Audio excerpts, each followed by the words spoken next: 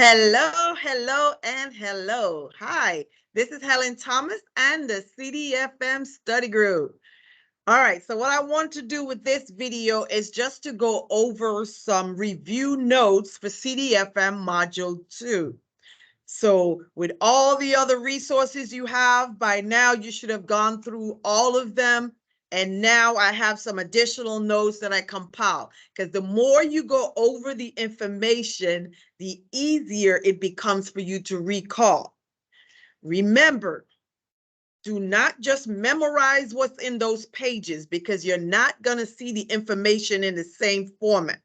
It's going to most likely be a scenario based on you reading a scenario, a real life scenario, and then based on your knowledge, you will have to select the right response or the best response. On a multiple choice exam, that means more than one answer can be correct. But the question is it correctly answering the question that they asked you to provide an answer for?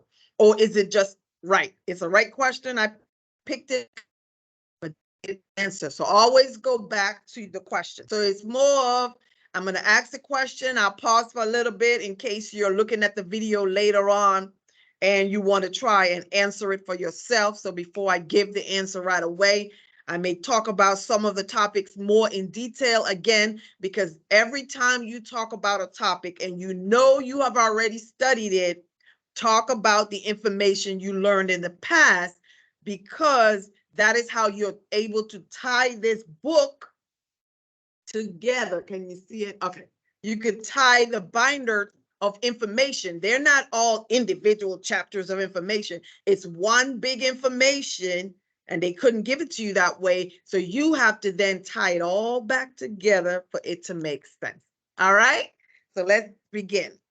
Where's the glass? Here's the glass. Voila. All right. So first question.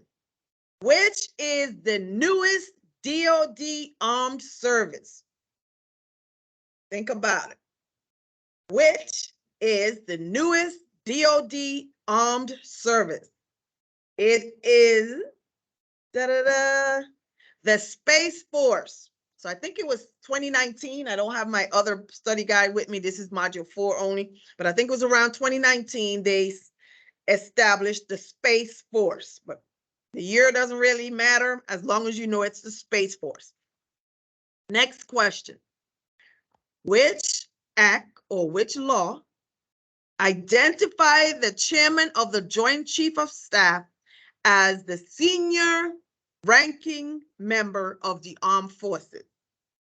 I repeat, I'll read each question twice. Which act or law identify the chairman of the Joint Chiefs of Staff as the senior military advisor to the president, the SecDef, and the combatant commanders? That is the Goldwater-Nichols Act of 1986. Next question. Who is the principal military advisor to the president, the Secretary of Defense, and the National Security Council? Who is the top military person, top military advisor? The chairman of the joint. I was like, you better get that, because I just said the answer in the earlier one. All right, so that is the chairman of the Joint Chief of Staff.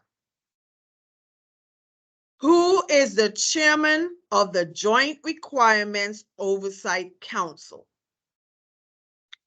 I repeat, who is the chairman of the Joint Requirements Oversight Council, the JROC? The chairman of the JROC is the vice chairman of the Joint Chief of Staff. Good. All right. What is the operational chain of command? So we know what chain of command is the hierarchy and who reports to whom and so forth. So when it comes to the CDFM, you learned about the operational chain of command, because your resources are targeted to go towards that operational chain of command. So what is it?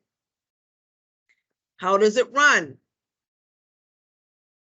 The operational chain of command runs from the president, civilian, to the SecDef, civilian, to the combatant commanders in the various regions, NORTHCOM, SOUTHCOM. Your combatant commanders are military members. So most likely, unless your SecDef has been in uniform, he or she may not be able to translate what they want the military commanders to do. So who is translating the orders of, who do you think is translating the orders of the president and the SecDef to the combatant commanders? Your Joint Chiefs of Staff. That is correct. Which is one of the only combatant commanders who submits their own POM. So before we answer that question, traditionally, combatant commanders do not submit their own programming document, or they don't submit their own budget request.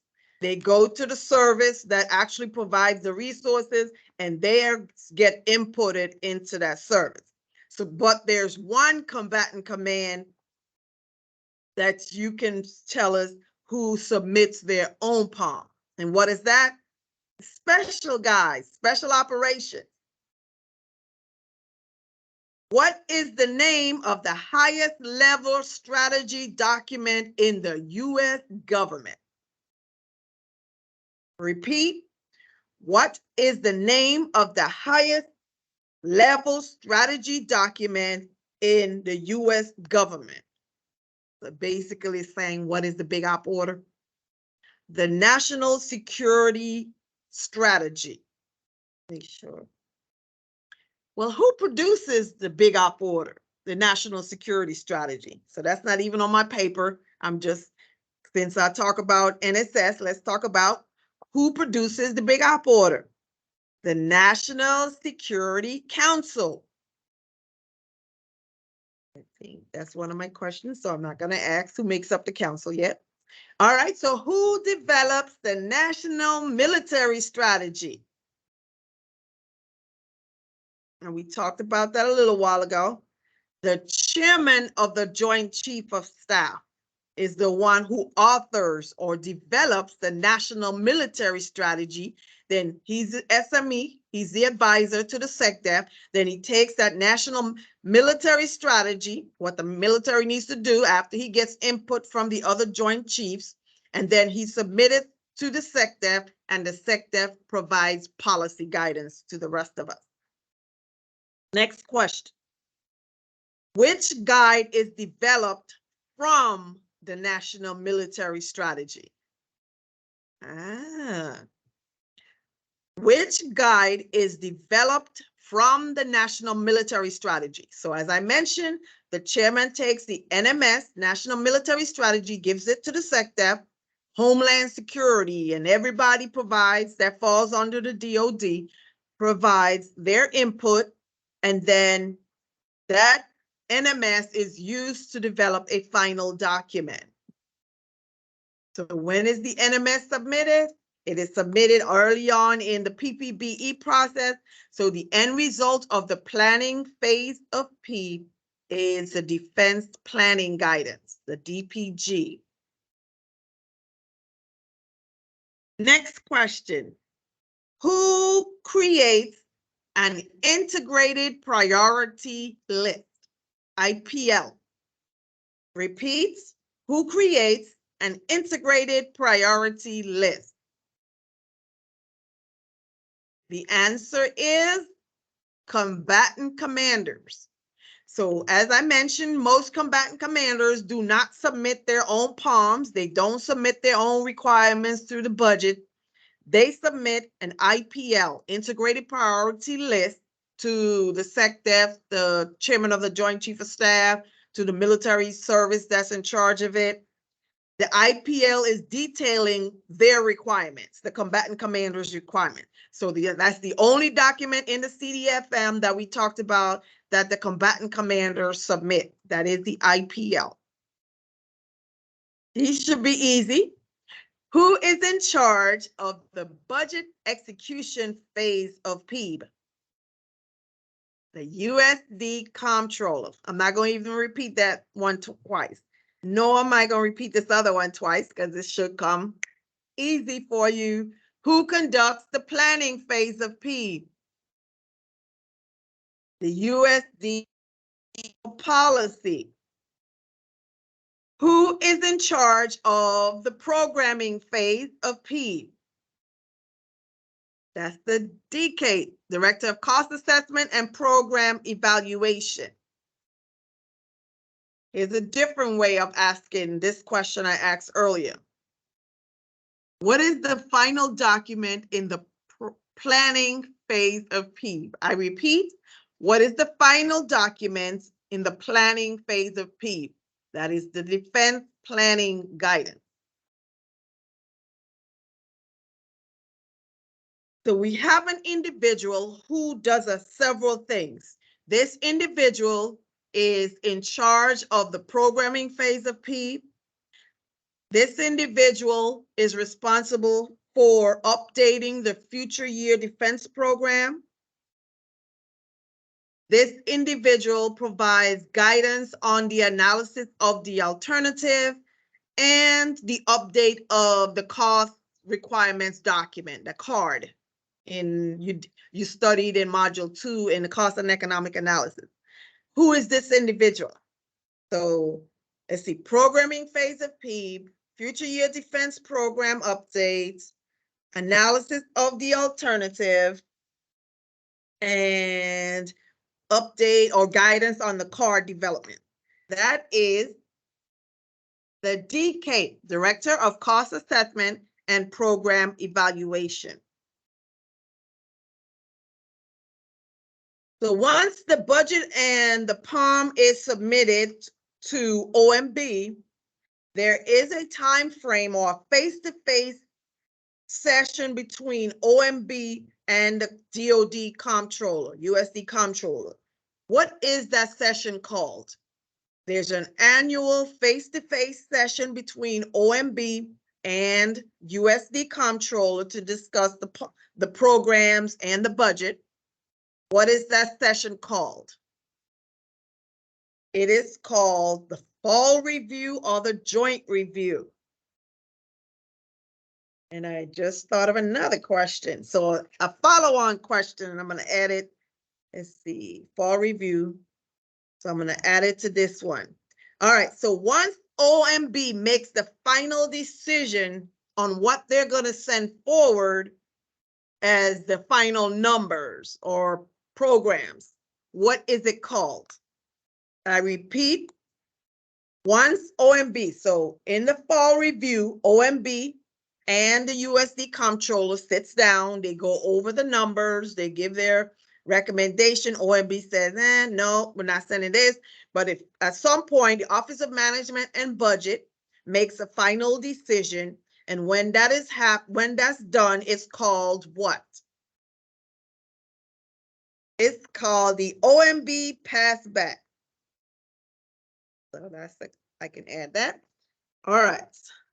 In the budget estimate submission function in PEEB, what is the name of the system of records? I repeat, during the budget estimate submission or the budgeting phase of PEEB, what is the system of records for the budget that keeps track of whenever they make decisions on these numbers? There's a system in DoD that keeps track of the numbers. That is the CIS, Comptroller Information System. What is the DoD database that captures the major force programs, the appropriations, and the various services that accomplish the DoD's mission? What is that database called?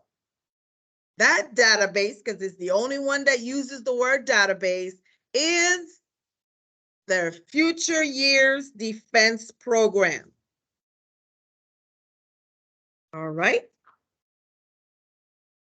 What is the most common type of obligating document? That should be an easy one for you. Think about it. Obligating mean I'm obligating, legally binding the government. So what's that's the definition of what? A contract, right? So a contract is the most common type of obligating document. There you go. Good. All right, what else? Which is the lowest level of data in the comptroller information system? So earlier we just talked about the comptroller information system is what the system that keeps track of the budget once they go through the budget estimate submission. But it's broken down by WBS and they have all kind of way to break down the cost. But what is the lowest level of data? It is object classification. Under what title can we find project orders and Economy Act orders?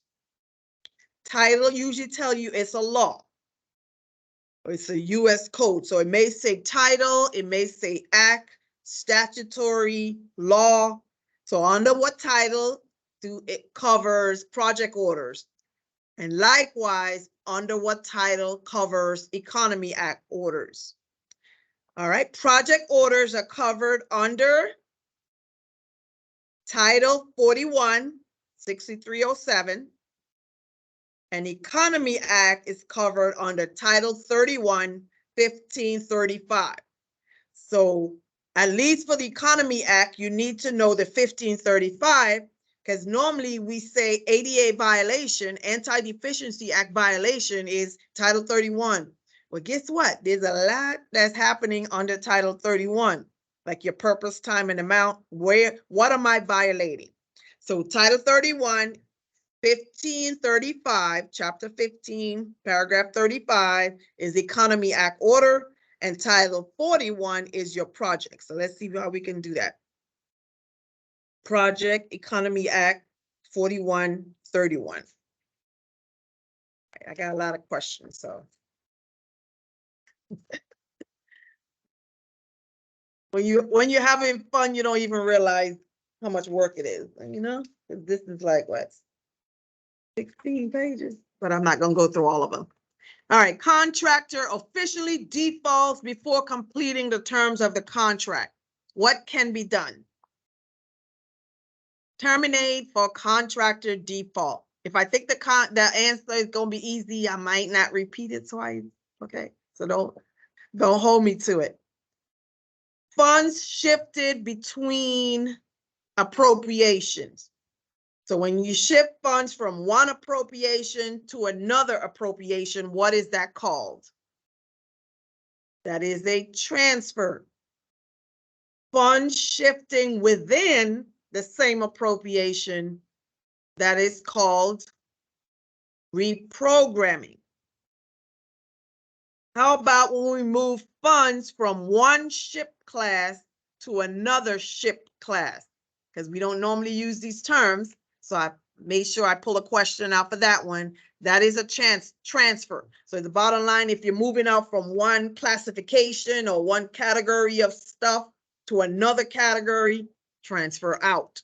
Reprogram within and transfer out. And this one was a new question that I had to go back through the study guide again. So I pulled this one out. Working capital fund limit. What is the working capital fund limit on capital investments? So think about it also as because it's the same limit for using O&M to do an investment project or procurement. So capital investment program dollar threshold is $250,000. DOD FMR 7000.14R Volume 2 Bravo Chapter 9. If you wanted the regulation. So not everything is directly in the study guide. Some of it you have to pull the reference to actually see what it says. So again, I'll read what is the working capital fund limit on capital investments. The limit is $250,000. Which MWR fund category is 100% appropriated? I repeat, which MWR fund category is 100% appropriated and no NAP funds? Category A. That's correct. Okay, here's another question, make you think. Who signs and validates the initial capability document?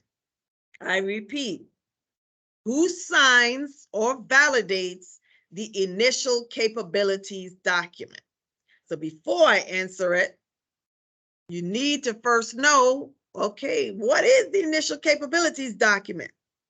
So the juices should be churning in your brain to say the ICD is once the JSIDS process is completed, that robust analytical process is completed by the JROC and the vice chairman of the Joint Chief of Staff, they identify the capability gap and the resulting solution that will fill the gap. They publish it on an initial capabilities document.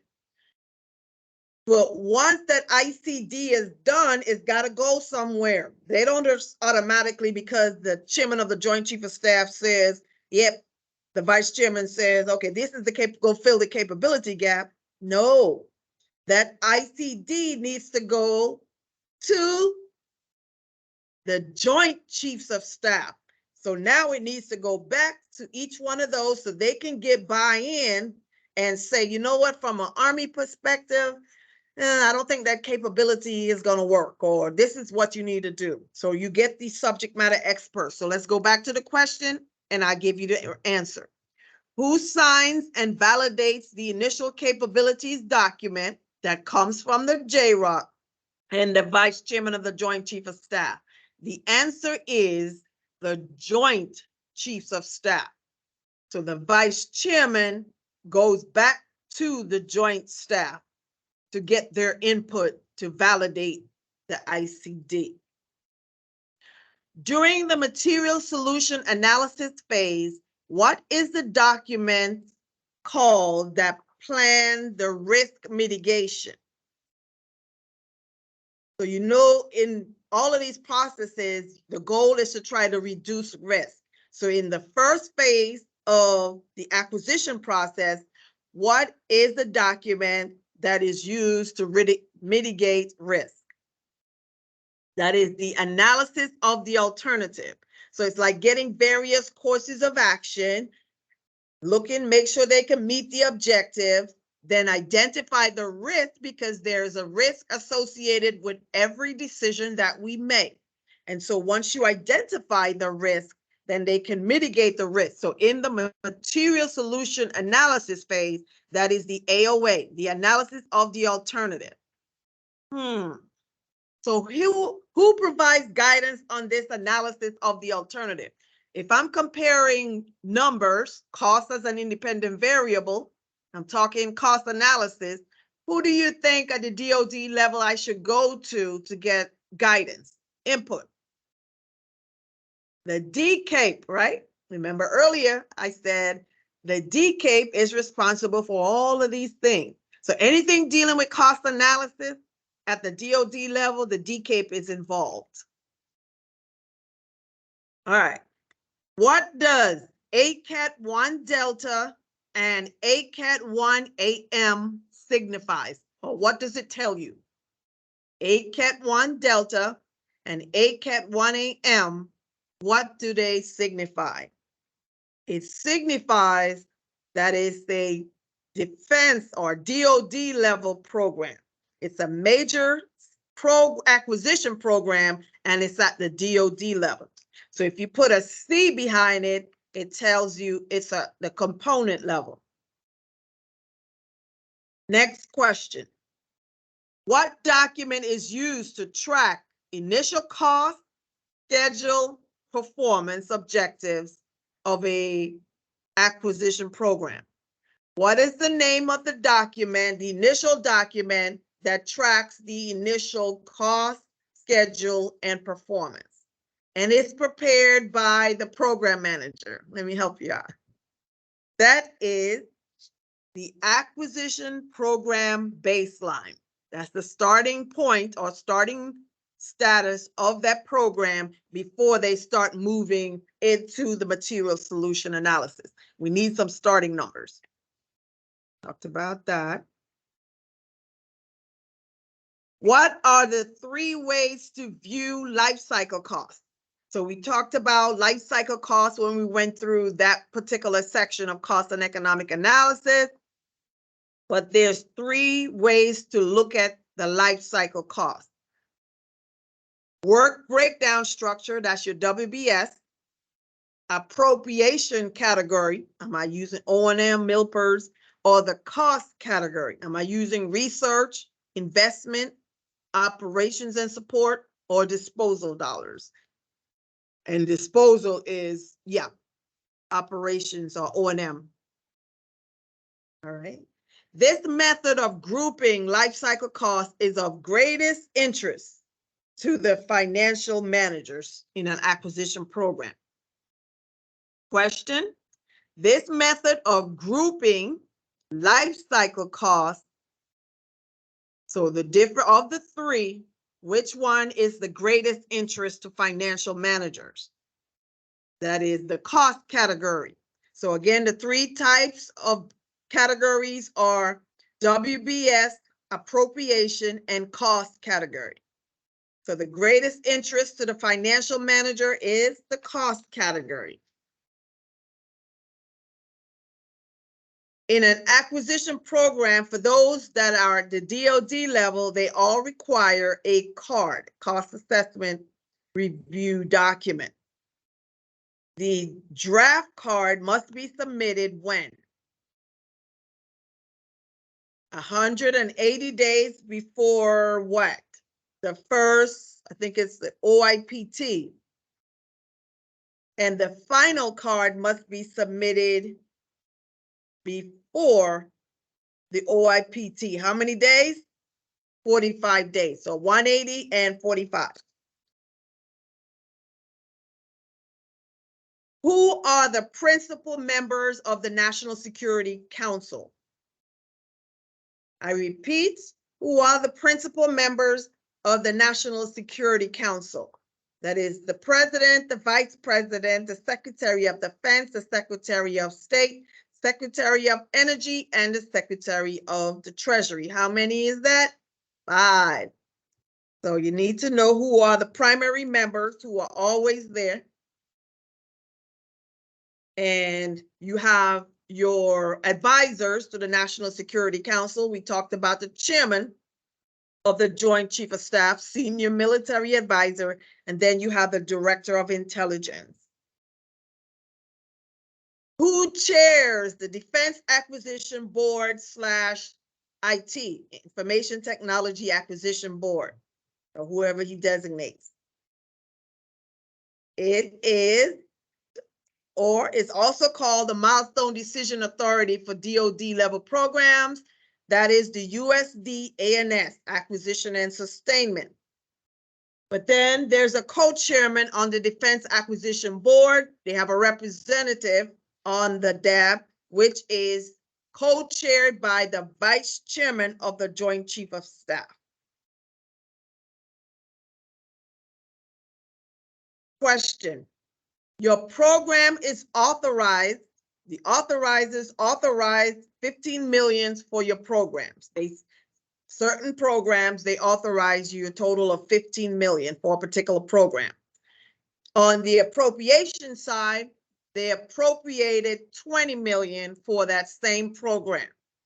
How much funding have the DoD received for that program? Can they spend, rather? How much can you obligate? I repeat, the authorizers authorized 15 million for a program. The appropriators appropriated 20 million for the same program. How much funding do you have to obligate on that program?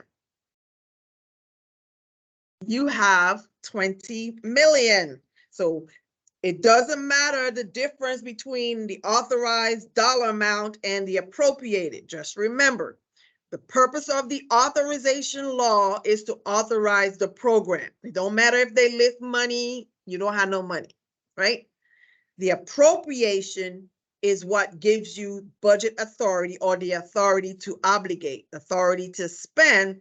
So whatever you get, so even if they authorize 10 and the appropriators appropriated 20, guess how much I have to spend? I have 20. So that's what that's asking you.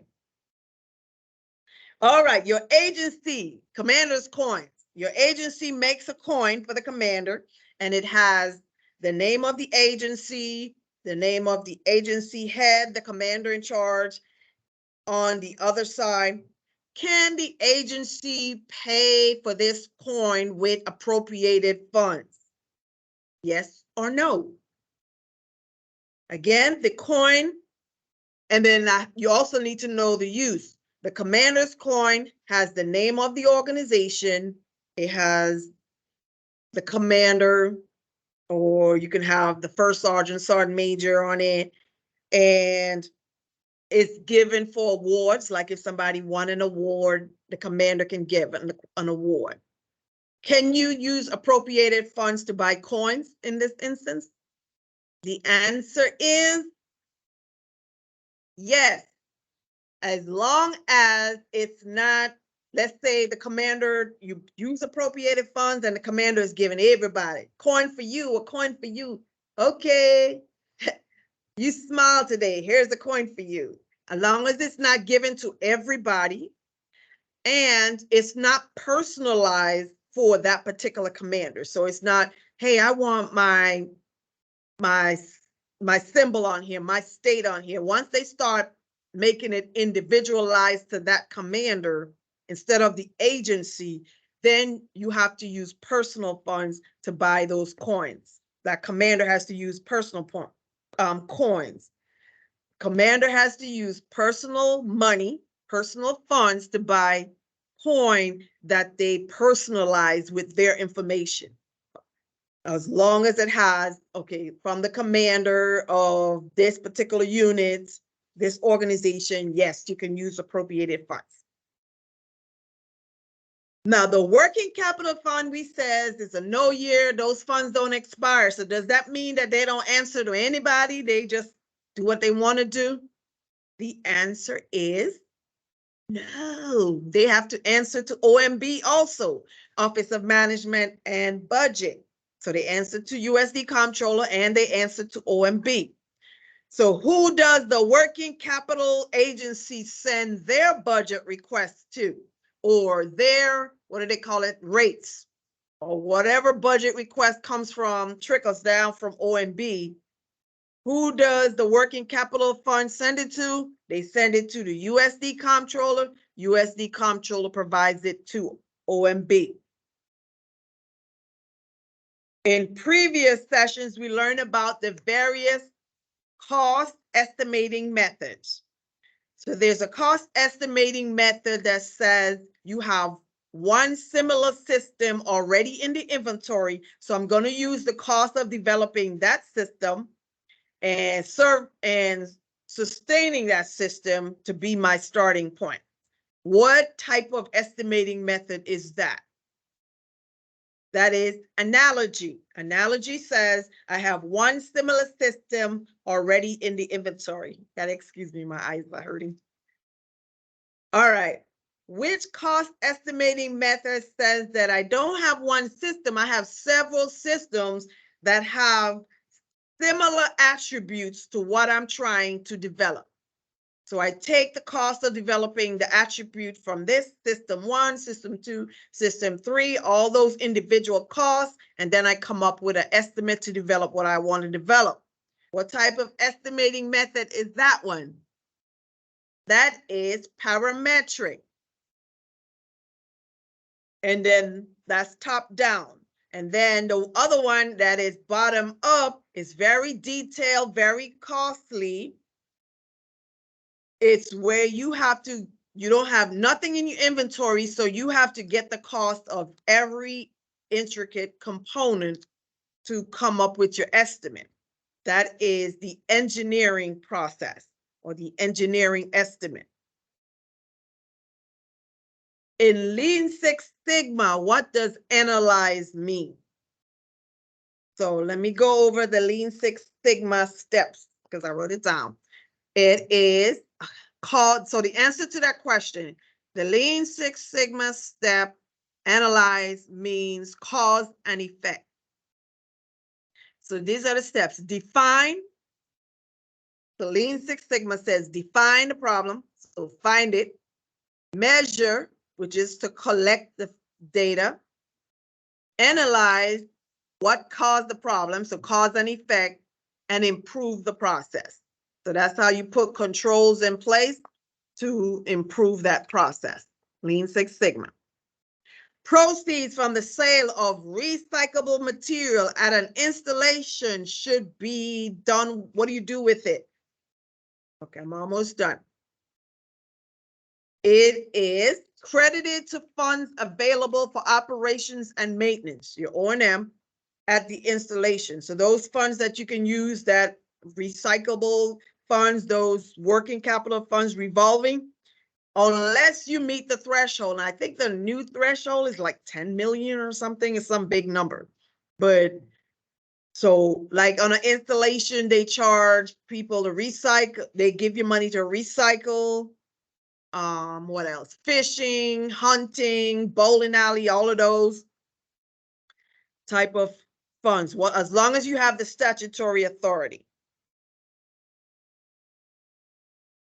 What is the process aimed at shifting responsibility from the government to the private sector? What is that term? Shifting from government being in charge or responsible to the private sector being responsible for a task, such as the housing and most installation. When I came in the military way back when, it was controlled completely by the government. Then several years down the line, it became completely privatized. So that is the answer, privatization, meaning a private company is in charge of that mission. So the process of shifting from responsibilities from the government to a private is privatization. How many years of data is in the Future Year Defense Program? It's right there in your book, 10 years of data, prior year, current year, budget year, the next 4 years of for resources, and the next 3 years for force structure, for a total of 10 years. What does the term government funded material mean? Think about it. If you're dealing with contractors and then this term government funded material mean that the government is responsible for providing that goods or services. So part of that contract, on the contractor side, it says what the contractor is going to provide and what the government is going to provide. So that term for what the government is going to provide is government funded material. If you have a fixed contract or a cost reimbursable contract, who bears the majority of the financial risk? Let's take, so a cost reimbursable contract, the government bears the risk, and in a fixed contract, the contractor bears the risk. Why? Because a cost reimbursement means the contractor, they say they're going to be real cautious in what they spend, but a contractor in cost reimbursement, you can charge me whatever it costs you as you move along the process. That means I don't know what the end result's going to be. So as the government, it's risky for me because it might end up costing me more than I anticipated. In a fixed contract, I know exactly what I'm going to pay, no matter if the economy goes awry or goes crazy. That's how much you told me it's going to cost to do the job. So a fixed contract means financial burden or risk is on the contractor. Which law created the Department of Defense, right? We keep talking about the Certified Defense Financial Manager. So let's find out which law created Department of Defense. That is the National Security Act of 1947. It created, so this one is important because it created the Office of the Secretary of Defense, so Secretary of Defense, National Security Council, and the Joint Chief of Staff was all created in the 1947 National Security Act. Operational chain of command again runs from President, SecDef to the combatant commanders. The orders of the President and the SecDef is translated to the combatant commander through the chairman and the other Joint Chiefs of Staff.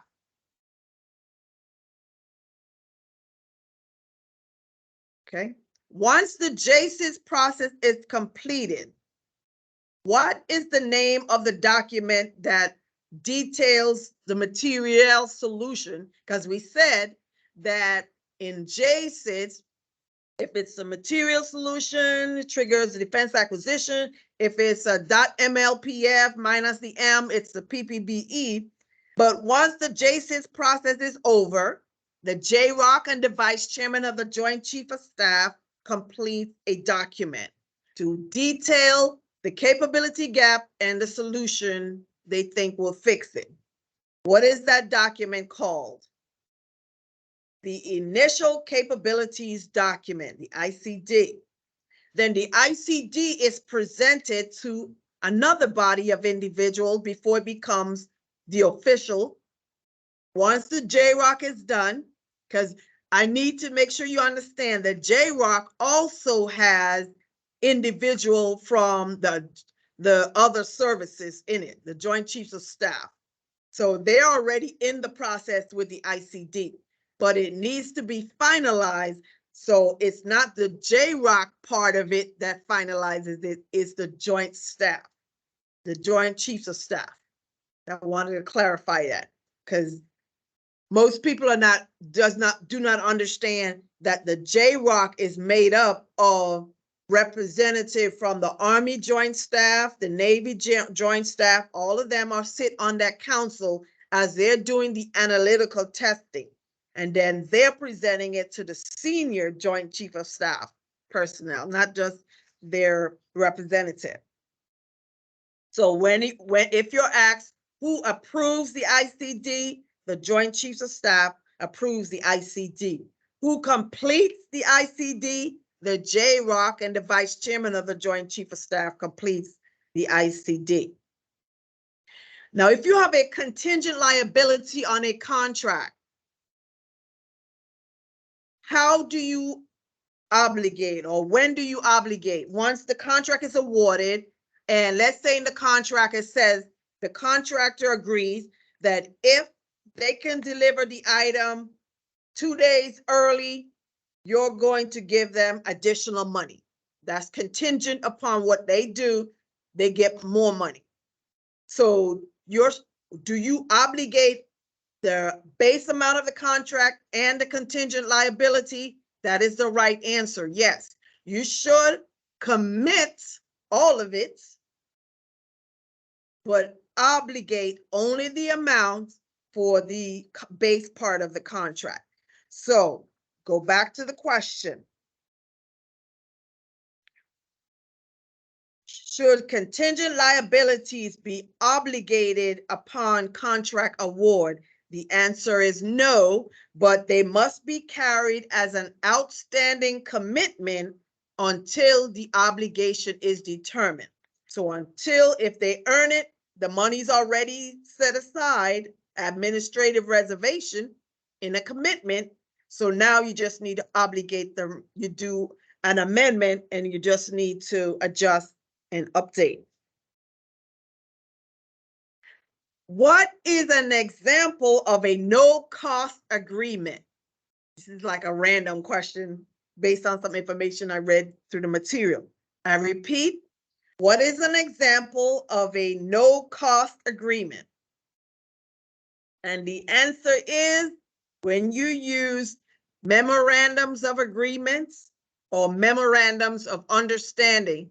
Let's see, what's the new thing we're using now? 7600, basically saying, I'm going to provide this service, you're going to provide this service, but there's no money really involved at that particular level. So MOUs, MOAs, or for current day, if they have the 7600 As, that's that agreement between the parties.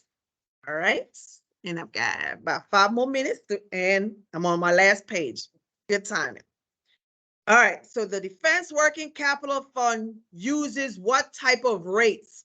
So the goal of the Working Capital Fund, we said, was to break even. So they have to adjust their rates each year. They got to make sure they tell the customers what the rates are at the beginning of the fiscal year. And then the next fiscal year, they may have to upward, lower, stabilize, keep it the same way, right? So the answer is stabilize. Stabilize the rate during the year of execution. So Defense Working Capital utilizes stabilized rate for their customers. How do you record refunds when the refunds are received? Refunds are processed as an obligation and an outlay. So kind of like you do what we call our reserve pay accrual. We accrue the bill and then we pay. So we obligate and disperse pretty much at the same time. Refunds. What is the names or what are the names of the quantifiable benefits? What are some quantifiable benefits? Cost saving, cost avoidance, or process improvement, productivity improvement. Quantifiable, that means once I do those actions, I can actually put a dollar amount on it. So quantifiable benefits, cost savings, cost avoidance, and productivity improvement. Which method of grouping life cycle costs? WBS, appropriation, or cost category. Those were the three we talked about earlier. And then we said the cost category is the one that's the financial managers are interested in. Here's another question. Which method of grouping life cycle costs is most used by the program manager, the PM? That is the WBS, because they want to know the specific work breakdown structure. So think about the definition of what a WBS is, work breakdown structure. Program manager wants to know based on the work, how much does it cost? So that's to help you to remember. All right, we said that cost is an independent variable, sets realistic, aggressive objectives. That's you identify trade-offs early on in the process. So that's just a statement.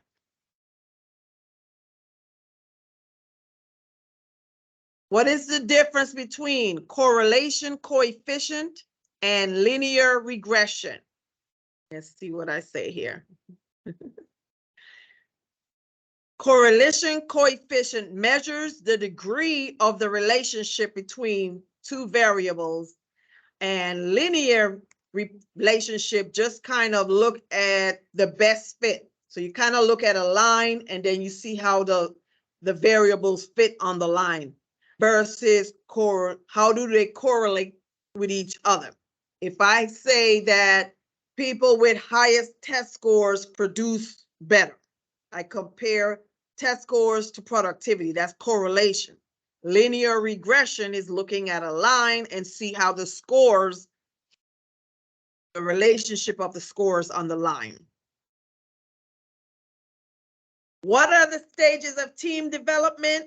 Forming, when we first come together. Storm, you're trying to figure out who can do what, so we're trying to battle through that storm. Form, storm, norm, perform. forming, storming, norming, performing. Those are the stages of team development. Whenever you put a new group together or a team together, or what they call a business process improvement group together, they go through those stages. Then I think we've covered, yep, everything else.